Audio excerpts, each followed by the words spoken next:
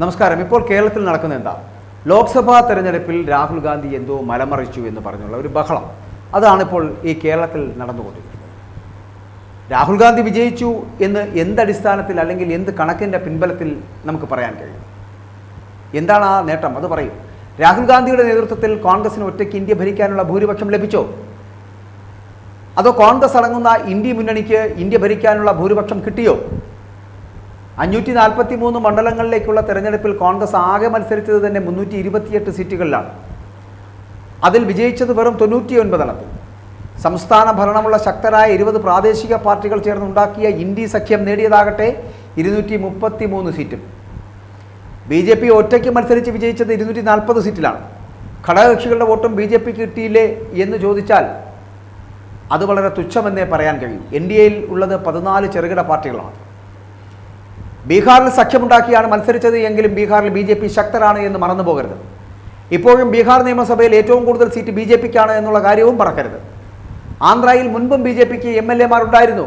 എന്നിരുന്നാലും വാദത്തിന് ആന്ധ്രയിൽ സഖ്യകക്ഷികളുടെ വോട്ട് കൊണ്ടുകൂടി ജയിച്ചു എന്ന് വേണമെങ്കിൽ പറയാം. പക്ഷേ അത് വെറും 3 സീറ്റേ ഉള്ളൂ. കോൺഗ്രസ് നേടിയ 99 സീറ്റിൽ സ്വന്തം കരുത്തുകൊണ്ട് നേടിയത് കേരളത്തിൽ നിന്നുള്ള 14 എണ്ണം, കർണാടകയിലെ 9 എണ്ണം, രാജസ്ഥാനിലെ 8 എണ്ണം, പഞ്ചാബിലെ 7, ആസാമിലെ 3, കൂടാതെ ഹരിയാനയിലെ 5. അങ്ങനെ പിന്നെ ചില സംസ്ഥാനങ്ങൾ 1ഉം 2ഉം ഒക്കെ. ആകെ കൂടിയ 50-52 സീറ്റുകൾ മാത്രമാണ്. ബാക്കിയെല്ലാം ഘടകകക്ഷികളുടെ ഔദാര്യമാണ്. തമിഴ്നാട്ടിലും ഉത്തർപ്രദേശിലുമൊക്കെ കോൺഗ്രസ് ഒറ്റയ്ക്ക് മത്സരിച്ചുവാൽ കെട്ടിവെച്ച കാശ് കിട്ടില്ല, നോട്ടയ്ക്ക് പുറകിൽ പോകുമെന്നത് ആർക്കാണ് അറിയാത്തത്? ഇനി കോൺഗ്രസും BJPയുമായി നേരിട്ട് ഏറ്റുമുട്ടിയത് 217 സീറ്റുകളിലാണ്. അതിൽ 153 വിജയിച്ചതാരാണ്? BJPയാണ്. വിജയ ശതമാനമോ 70.5%. അവിടെയും കോൺഗ്രസ് വൻ തോൽവിയായി. 10 വർഷം പ്രതിപക്ഷത്തിരുന്നിട്ടും ഇപ്പോഴും 100 സീറ്റ് പോലും കോൺഗ്രസിന് ഇല്ല എന്നുള്ള കാര്യം നമ്മൾ മറന്നു പോകരുത്. ഇന്ത്യയിലെ അഴിമതിക്കാരും മതതീവ്രവാദികളും ഉൾപ്പെട്ട 1,900 പാർട്ടികളെ ചേർത്ത് വെച്ച് മത്സരിച്ചിട്ടും എല്ലാവർക്കും കൂടി BJP ഒറ്റയ്ക്ക് നേടിയ സീറ്റ് പോലും നേടാൻ കഴിഞ്ഞില്ല എങ്കിൽ എന്തുകൊണ്ട്? ഏത് രാഷ്ട്രീയ കക്ഷിയായാലും 10 വർഷമൊക്കെ തുടർച്ചയായി ഭരിക്കുമ്പോൾ ജനം മടുക്കില്ലേ? മടുക്കും. ആ ഒരു സാഹചര്യം ഉണ്ടായിട്ടും സംസ്ഥാനങ്ങളടക്കം ഒറ്റയ്ക്ക് ഭരിക്കുന്ന 20ഓളം ശക്തരായ പ്രാദേശിക പാർട്ടികളുടെ പിൻബലം അല്ലെങ്കിൽ പിന്തുണ അതുണ്ടായിട്ടും BJP നേടിയ 240 സീറ്റിൻ്റെ 7 ഏലത്ത് കോൺഗ്രസിന് എത്തിക്കാൻ രാഹുൽ ഗാന്ധിക്ക് കഴിഞ്ഞില്ല. എന്ന് മാത്രമല്ല, വീണ്ടും പ്രതിപക്ഷത്ത് ഇരിക്കുകയും ചെയ്യുന്നു എന്നുള്ളത് ചിന്തനീയമാണ്. അരുണാചൽ പ്രദേശ്, സിക്കിം, ആന്ധ്രാപ്രദേശ്, ഒഡീഷ തുടങ്ങിയ സംസ്ഥാന നിയമസഭകളിലെയും തിരഞ്ഞെടുപ്പ് ഫലം കഴിഞ്ഞ ദിവസം തന്നെയാണല്ലോ നമ്മൾ കണ്ടത്. അറിയാമല്ലോ. ഇതുമായി ബന്ധപ്പെട്ട് ചേർത്ത് വായിക്കേണ്ടതാണ്. അരുണാചലും ഒഡീഷ എന്നിവിടങ്ങളിൽ BJPയും സിക്കിം, ആന്ധ്ര എന്നിവിടങ്ങളിൽ BJP നയിക്കുന്ന NDAയുമാണ് വിജയിച്ചത് എന്നുള്ളതും മറന്നു പോകരുത്. കോൺഗ്രസ് അവിടെയും നാമാവശേഷമായി എന്നുള്ളതാണ്. ഈ സംസ്ഥാനങ്ങളെല്ലാം കോൺഗ്രസ് വർഷങ്ങളോളം ഒറ്റയ്ക്ക് ഭരിച്ചതാണ് എന്നത് ഓർക്കണം. അതായത് ലോക്സഭാ തിരഞ്ഞെടുപ്പിലും തോറ്റു, അതിനോടൊപ്പം തന്നെ തിരഞ്ഞെടുപ്പ് നടന്ന 4 സംസ്ഥാനങ്ങളിലും തോറ്റു തുന്നമ്പാടി കോൺഗ്രസ്. 543 സീറ്റുകളിലേക്ക് നടന്ന തിരഞ്ഞെടുപ്പിൽ ഘടകകക്ഷികളുടെ സഹായം കൊണ്ട് നേടിയ 99 സീറ്റാണ് രാഹുൽ ഗാന്ധിയുടെ വൻ നേട്ടമായി ആഘോഷിക്കുന്നത് എന്ന് മറക്കരുത്. സ്വയം ഒരു തോൽവിയാണ് എന്ന് മനസ്സിലാക്കി കോൺഗ്രസിൽ നിന്ന് രാജിവെക്കുക അല്ലെങ്കിൽ അവധിയെടുക്കുകയാണ് ഈ മഹാൻ ചെയ്യേണ്ടത്. വേറെ ഏതെങ്കിലും പാർട്ടിയിൽ ഇതൊക്കെ നടക്കുന്നതാണോ?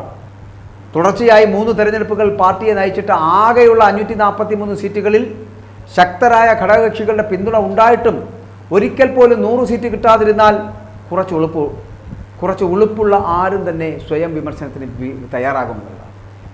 വീരപോരാളിയല്ല, വെറും തോൽവിയാണ് രാഹുൽ ഗാന്ധി. അരാജകവാദികളുടെ താവളത്തിന് അല്ലെങ്കിൽ താളത്തിന് തുള്ളുന്നയാൾ. താൻ ജന്മം കൊണ്ടത് ഇന്ത്യൻ പ്രധാനമന്ത്രിയാകാൻ വേണ്ടി മാത്രമാണ് എന്ന് കരുതി നടക്കുന്ന ഒരാൾ. എന്നാൽ അതിനുള്ള കഴിവ് പോയിട്ട് സ്വന്തം പാർട്ടിയെ വളർത്താൻ പോലുമുള്ള കെൽപ്പ് അയാൾക്കില്ല എന്ന് തുടർച്ചയായ 3 പൊതു തിരഞ്ഞെടുപ്പിലും കോൺഗ്രസിന് ദയനീയ തോൽവി സമ്മാനിച്ചുകൊണ്ട് അയാൾ തന്നെ തെളിയിച്ചിരിക്കുന്നു എന്നുള്ള കാര്യവും മറന്നു പോകരുത്. ഇന്ത്യൻ ജനത തുടർച്ചയായി 3 പൊതു തിരഞ്ഞെടുപ്പിൽ തള്ളിക്കളഞ്ഞിട്ടും സംസ്ഥാനത്തെ തിരഞ്ഞെടുപ്പുകളിൽ അടക്കം നിരന്തരം തോറ്റു തുന്നം പാടിയിട്ടും അയാളൊരു പരാജയമാണ് എന്ന് മനസ്സിലാക്കാൻ കഴിയാതെ നായക പരിവേഷം കൊടുത്തുകൊണ്ട് നടക്കുന്നവരാണ് യഥാർത്ഥത്തിൽ ഭൂലോക തോൽവികൾ എന്ന് പറയേണ്ടിയിരിക്കുന്നു. കോൺഗ്രസ്സുകാരാ, ഒന്നുകൂടി ഉണർന്ന് ശ്രമിച്ചു നോക്കൂ, മനസ്സിലാക്കി നോക്കൂ, സ്വപ്നത്തിൽ നിന്ന് ഉണരാൻ നോക്കൂ. ഇവിടെ ഇതാ BJP സർക്കാർ നാളെ അധികാരത്തിലേറുന്നു. 3ാം വട്ടവും നരേന്ദ്രമോദി അധികാരത്തിലേക്ക് എത്തപ്പെടുമ്പോഴും കണക്കിലെ കളികൾ മാത്രം പറഞ്ഞുകൊണ്ട് രാജാവാണ് എന്ന് സ്വയം പുകഴ്ത്തിക്കൊണ്ട് രാഹുൽ ഗാന്ധിയെ വാഴ്ത്തിപ്പാടുന്ന വാഴ്ത്തുപാട്ടുകാരായ യൂത്ത് കോൺഗ്രസ്സുകാരും കോൺഗ്രസ്സുകാരും അടക്കമുള്ളവർ കേൾക്കുക. നിങ്ങൾ പറയുന്നത് മണ്ടത്തരമാണ് എന്ന് ഒന്ന് തിരിഞ്ഞു നോക്കിയാൽ നിങ്ങൾക്ക് മനസ്സിലാകും. 3 വട്ടക്കാലം നിങ്ങളെ ഈ കോൺഗ്രസ് സംവിധാനത്തിനെ നയിച്ച രാഹുൽ ഗാന്ധിക്ക് 100 സീറ്റ് പോലും തികയ്ക്കാൻ കഴിയുന്നില്ല എന്നുണ്ടെങ്കിൽ അമ്പേ പരാജയമാണ് ആ മഹത് വ്യക്തിത്വം എന്നുള്ള കാര്യം നിങ്ങൾ ഇനിയെങ്കിലും തിരിച്ചറിയുക. പുതിയൊരു സംവിധാനം ഉണ്ടാക്കിയെടുത്തൊരു നേതാവിനെ വാഴ്ത്തിക്കൊണ്ട് നിങ്ങൾ പ്രതിപക്ഷത്തിരുന്നു കൊണ്ടെങ്കിലും ഇനിയുള്ള തെരഞ്ഞെടുപ്പുകളെ നേരിടുവാൻ ശ്രമിക്കുക. ഇല്ലെങ്കിൽ സമ്പൂർണ്ണ പരാജയമായി സംപൂജ്യരായി തീർന്നു പോകും കോൺഗ്രസുകാര നിങ്ങളെന്ന് ഓർമ്മിപ്പിക്കുകയാണ്.